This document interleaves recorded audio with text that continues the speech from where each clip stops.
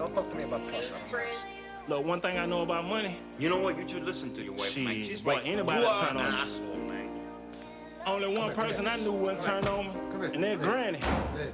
They plotting on me, trying to put that fire on me. I know they envy me, trying to knock me out the winning streak. Gotta watch my friends and the people kin to me. All right, we're here at Benjamin Bosse High School with head coach boys basketball Shane Burkhart. I really respect the guys we've done this with before, but my admiration for you, Burt, goes a lot further than just respect, man, and I think you know that, and we've kind of shared that, but I want to go all the way back to the beginning. Tell me about little baby Shane growing up, and especially, with Dad. I've got a lot of fondness for your dad being a Marine and everything, and what was life like growing up? Other side of the tracks. Not a lot of money. Always had a house over our head, but it wasn't necessarily, it was one pair of jeans to wear to school, a couple of T-shirts, bologna and cheese sandwiches, Kool-Aid, just getting by. My parents had a car accident when I was, I think, 5. Might have been a little bit younger than that, but they had a car accident where my younger sister went through the windshield, because back in the day you didn't have to wear seat belts or have any car seats or anything, and so my mom was holding my baby sister in the front seat. Car T-boned my dad. My sister and my mom went through the windshield, and it took, I think I was a senior in high school when that finally got settled. So financially we were never really well off or in a scenario where we could be considering prospering. So it was one of those things where you had a couple of good friends that lived on the block. You ran around with them all the time, played as much sports as you can to stay out of trouble, and just lived your life. So by the time you got to high school, you'd already been playing in the neighborhood, playing sports. You were a 3 or 4 sport athlete in high school? 4? A 4 sport athlete in my freshman year, yeah. Played football, basketball, baseball, and soccer? Yep. How'd that go? Well, I was, believe it or not, and people are gonna, when they hear this and see it, they're gonna be like, nah. Believe it or not, I was the fastest kid around. Probably, I'd say close to the state in my 6th, 7th, and 8th grade year. Played middle school football, would play POW Club, which is POW is Police Athletic League. Would play POW soccer and basketball, and then 7th and 8th grade basketball at Justice Middle School, and you kind of go up. And then as a baseball player, I've been this height since I was in the 6th grade. Obviously, I wasn't girthy, but I was this height. I haven't grown since I was 12 years old. And so, going through playing, you were the fastest, you were best basketball player, you're the best football player, you're the best baseball player, and in soccer, if you're the fastest in soccer and if you're not afraid to be physical, you can be the best soccer player too. I wasn't by any stretch of the imagination skilled. I was just faster and wasn't afraid. And so my freshman year, I played on a 20-win soccer team at Marion as well. Played with a kid named Jesper Mansa, which was he was a foreign exchange student from Sweden. Dude could just play soccer, and he just made it so easy for you. So as a freshman, it was really easy for me to kind of fit in, just because he was so skilled. So, but we won a lot, man. Won a lot in Marion. Went to state twice my freshman year, in football, and went to state my junior year in baseball. We actually beat what's his name over at Jasper. Guy played for third base for the Cardinals. Rowland? Yeah, Scotty Rowland he was the pitcher in the game against us in the semifinals, and we beat him, and then we got beat by Logansport in the championship game 7-6. So, had some success in Marion growing up. That was the pinnacle for high school basketball. We had co-Mr. Basketballs and Jay Edwards and Lyndon Jones both went to IU. had a kid named Matt Ewer, or Eric Ewer, that went to Purdue. Kyle Persinger played at University of Indianapolis. And Derek Keys played at Wake Forest. So our starting five in Marion with me growing up was it was just dynamic. And they, I mean, like I said, they went back to back 85, 86, and 87 state championships. So growing up, if you didn't like basketball, you really weren't a very popular person, and nobody really wanted to talk to you very much. So it was kind of, that was kind of the moment where you just kind of understood that basketball was in your blood, and see what happens. Yeah. Well, I believe that you were that way because you used to have a picture I saw somewhere where you had a mustache and you were rail thin in high school. It might have been in here. It was. So you've always had the mustache from high school. Yeah. So then after that, you started coaching at Marion before you came down here to Bosse? So I was I did a lot of time in the AAU circuit. I started coaching AAU basketball when I was 20 years old. The gentleman, Bill Hensley, that ran Spiece, he co-owned Spiece, but he was the guy that started it and started all the tournaments. It actually started in Wabash, Indiana, which is about 20 minutes north of Marion. We used to play in their old gym, and the wooden bleachers would have to be pushed back, dust mop the floors. Crazy thinking about it now. But we were there, played a team out of Flint, Michigan. They were called the Family. And we were called Marion Sweet Ice because we had one hotel in Marion. It was the Comfort Suites. The guy's name was John Marler that owned it, and he just happened to like me, and I coached his son at the Powell Club, so he sponsored us. So we were called Marion Sweet Ice. And we beat this team out of Michigan that was supposed to be nationally ranked. And long story short, Bill pulled me to the side and asked what I did. And at the time, I was a DJ on a radio station on Friday and Burke Saturday is a nights. DJ. I was a bartender on Sunday, Tuesdays, and Thursdays at a bowling league. And then I officiated and coached at the Police Athletic League, depending on what the season was. It would either be soccer, or it would be basketball or baseball, coaches pitch baseball. And so you spot yourself off. I was trying to support my wife going to college, and long story short, we had a factory job, lost the factory job. So you're just trying to make ends meet in every way you can. And Bill pulled me aside, asked me what I was doing. I told him, and he kind of snickered, kind of like what you just did. And he was like, "Son, you need to go back to school." And he's like, you can coach. And I'm like, "I'm not going back to school. I hated school." And I did. I hated school. But he said it in earshot distance of my wife, which ended up being really good for me, but also detrimental for a couple of years, because now it's, well, why are you doing this for free when you could be going back to school, things of that nature, and you start looking at things from a different perspective. And with that group, we made it to two national tournaments, and then with another group we made it to another, and then I started coaching Bo and James Blackman Jr. When they were in third grade, and we made a couple national tournaments then, and then all of a sudden it was just like, yeah, it's time to make a little bit of money off of it.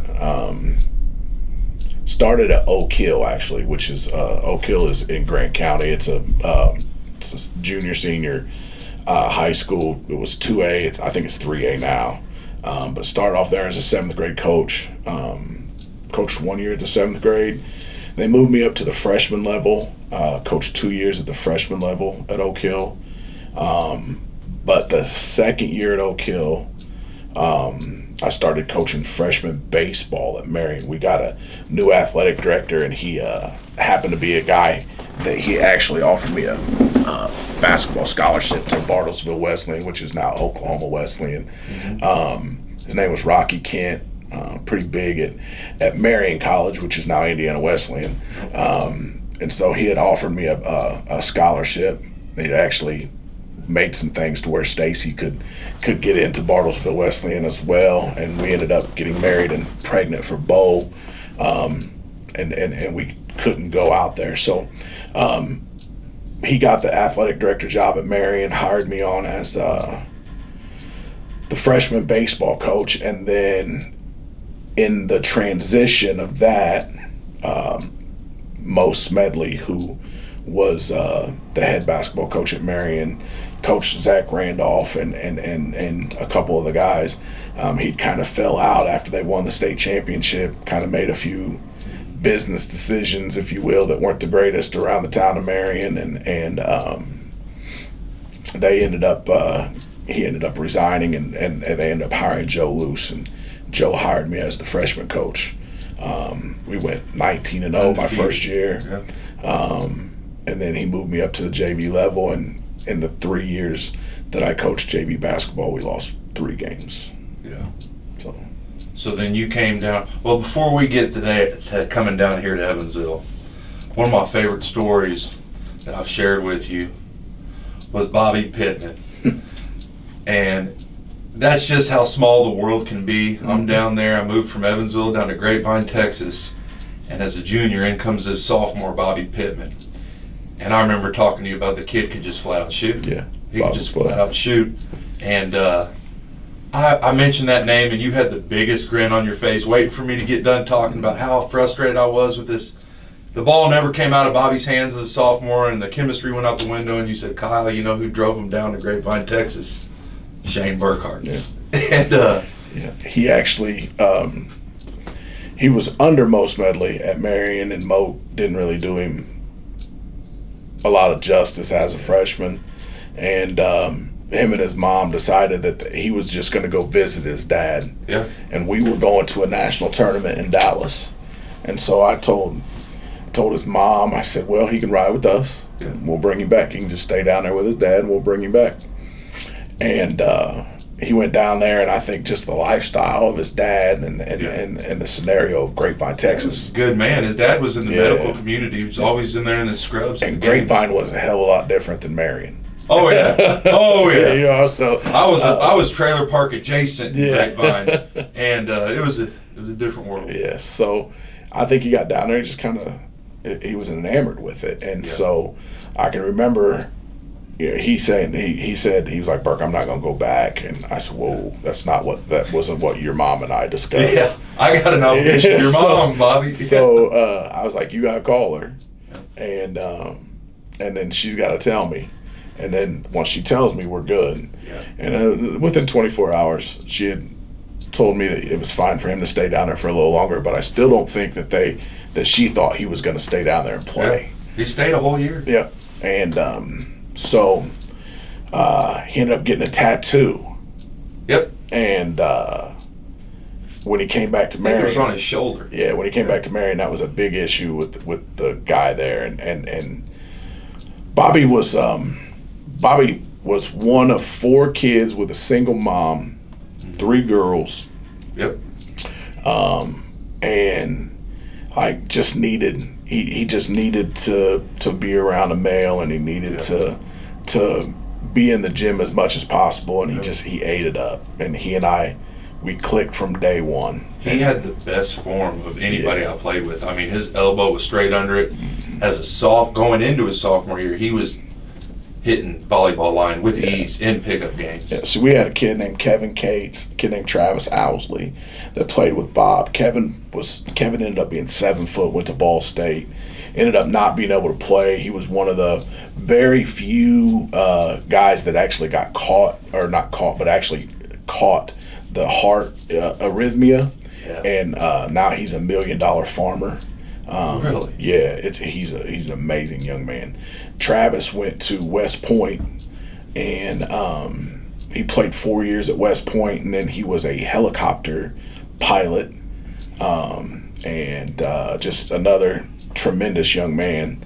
And then Bob, and then we had some other pieces that went with him but those are the ones that would always kind of stand out, and I think Bob's playing a guitar right now. Bassist, he's a bassist, man. He's playing a guitar right now, and he loves doing what he's doing, and so you know he always had a smile on his face. Always, and that's those are the type of kids that you know you can bond with, and that see you for who you are, not necessarily for who others think that you are. So it was a good memory. So then, how did you go from Marion down here to Evansville, Bosse? Well, I applied for 50 jobs. First and foremost, I hadn't graduated yet. I hadn't graduated college yet. I was 32, I think, when I started applying for high school jobs. I think it was my second year at Marion.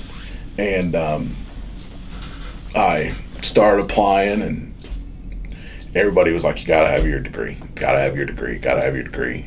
I'd always make it to the second interview, or it would be down to me and another person, and I would always be the person that didn't get it. I can remember traveling. I mean, I traveled obviously 7 miles from the Kentucky border to Elkhart, which was 3 miles from the Michigan border.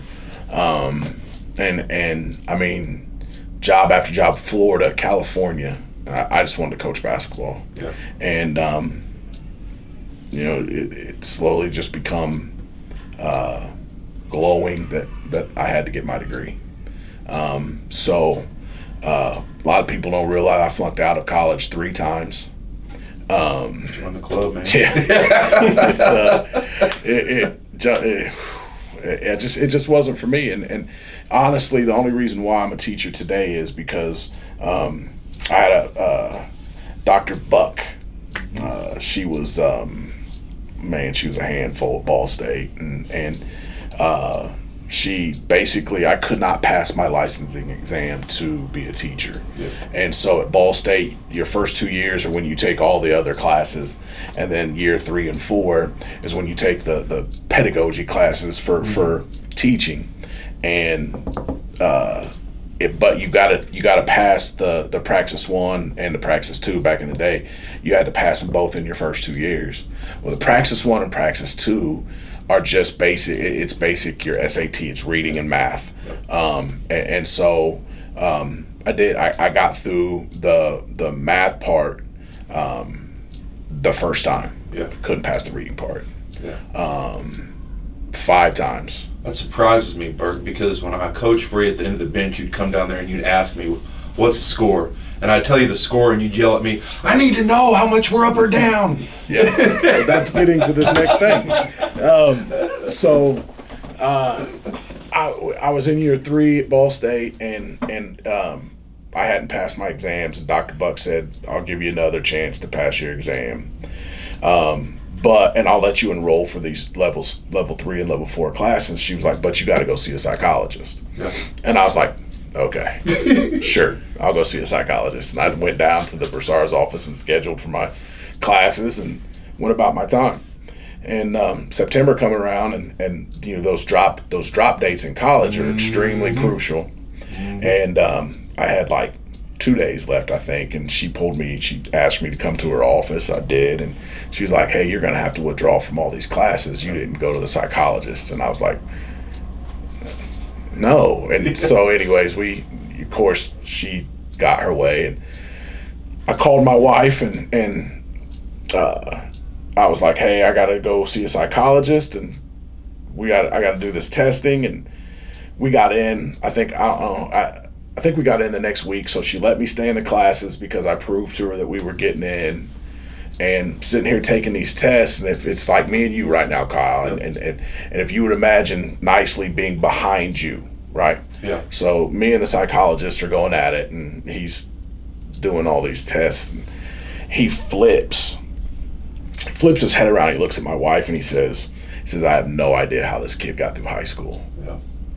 And I was ready to fight. Like, first of all, you just called me stupid in front of my wife. You know what I'm saying?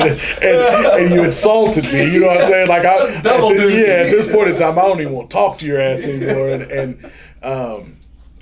And he found out I was dyslexic. Yep. Yeah. And so I ended up getting extra time and my words being blown up, so that when I'm reading, I didn't have a time frame on my reading, and my words were larger, and so I passed it the very next time, and then I turned right around and passed my Praxis 2 the first time I could take it. Yeah. With this, you know, with the incentives that they were allowed to give me because of the psychologist's you know, testing. So as soon as I passed that, we were at Ball State, I'm sorry, we were at Notre Dame. Bo would have been in the 6th grade. We were playing PJ Thompson, and why can't I see? I see his face. I can't remember the kid that he went to Greensburg, the Sellers boy, and then the other one that went to Greensburg. Kid that went to Northwestern. The kid that went to Northwestern that's on the Northwestern coaching staff. We're playing them in the Joyce Center, and my phone is buzzing as I'm coaching, and I look down, don't recognize the number, put it back in my pocket, and we end up beating them, which that was the rivalry back then. Yeah. And we're walking away, and my phone's buzzing again. I look down, and I told Stacy, because she had all 3 kids, the younger kids, and then Bo was with his friends, and I was like, hey, I got to take this. And I walk outside, and it's Larry Cochran. And Larry says, hey, this is Larry Cochran. He's like, saw your interest in the job. He was like, we were playing on Saturdays, like, can you come down Monday? And I had to explain to him that I'm coaching my son's AAU team, and we're probably going to be in the championship game. The championship game's not going to be till 6 in South Bend. And so he gave me till Tuesday to get down. And sounds like Larry. I give you one more day to get all the way from up there. Yeah. And so we're talking. Went and told my wife, because my wife had given me a deadline.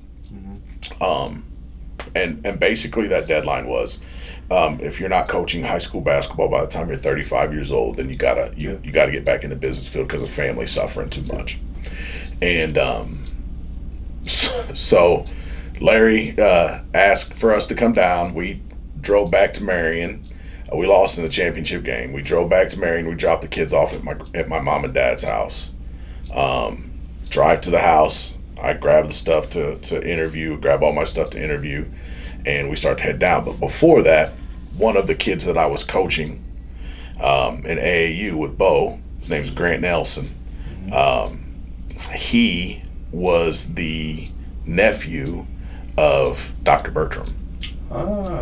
And so Dr. Bertram's wife's sister was his mother, and she was sitting down listening to me tell my wife that, hey, I just got an interview at Evansville Bosse, and how excited my wife was, and we didn't really know that at that time, but that's through all the things that happens, kind of it's kind of how we found out. So, and I think it had a large part of me actually getting the job. So they were from Wapahani, which is just right outside of Muncie, and the kid could just flat left-handed could stroke it, man. He went to Wright State, and then he went to Indiana Wesleyan to finish off, and he just had a great career. But we come down here, and the interview was Paul Neidig, Larry Cochran, and Willie, what was Willie's name? He was principal here for 4 months.